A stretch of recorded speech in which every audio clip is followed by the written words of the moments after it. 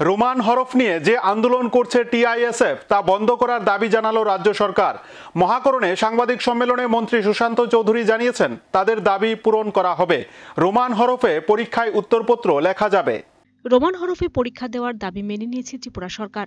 সাংবাদিক সম্মেলনে রাজ্য সরকার এই সিদ্ধান্তের বিষয়ে জানিয়েছেন মন্ত্রী সুশান্ত চৌধুরী। তিনি বলেন, রাজ্য সরকার সিদ্ধান্ত নিয়েছে এতদিন যেভাবে ত্রিপুরা মধ্যশিক্ষা পর্ষদের আওতায় দুটি ভাষা বাংলা ও রোমান হরফে পরীক্ষা দেওয়ার ব্যবস্থা ছিল, সেভাবে আগামী দিনেও টিবিএসসি এর পরীক্ষা হবে। পাশাপাশি টিএসএফ এর নেতৃত্বদের দ্বারা পরিচালিত অনির্দিষ্টকালের বন্ধ প্রত্যাহারের আহ্বান জানিয়েছেন মন্ত্রী। এদিন সাংবাদিক সম্মেলনে মন্ত্রী আরও বলেন, গণতান্ত্রিক পদ্ধতিতে বন্ধ ডাকার প্রত্যেকটি রাজনৈতিক দলের অধিকার রয়েছে, তবে এভাবে সাধারণ মানুষের জন্য সমস্যা সৃষ্টি করা কোনোভাবে উচিত নয়।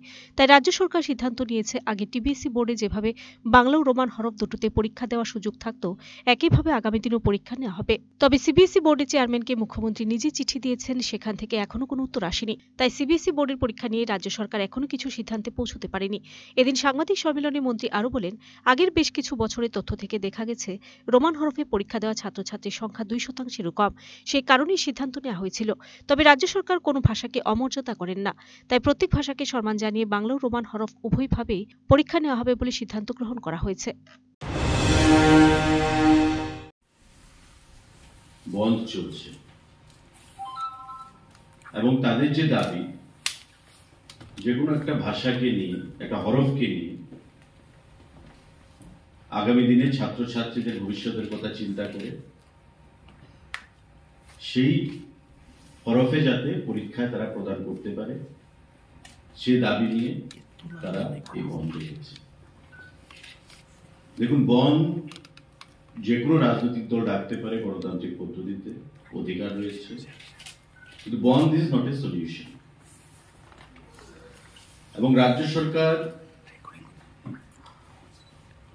রাজ্যের ক্যাবিনেটের মুখপাত্র হিসাবে আমাকে যেটা বলা হয়েছে সেটাই আপনি আপনাদের মাধ্যমে আহ্বান জানাবেন। তাদের যেটা দাবি যে রোমান হরফে তারা পরীক্ষা প্রদান করবে, এই রোমান হরফ বিগত দিনেও ত্রিপুরা রাজ্যে টিবিএসসিতে বিশেষ করে বোর্ড পরীক্ষায় আমরা দেখতে পেয়েছি 2%-এর নিচে ছাত্রছাত্রীরা সেখানে পরীক্ষায় বসেছে। তাই স্ট্যাটাস কো যেভাবে চলছে, আমাদের যেটা সিদ্ধান্ত সেভাবেই চলবে। কারণ সিবিএসসির কথা আমরা জানি না, কারণ সিবিএসসি এবার থেকে নতুন করে সে পরীক্ষা হচ্ছে।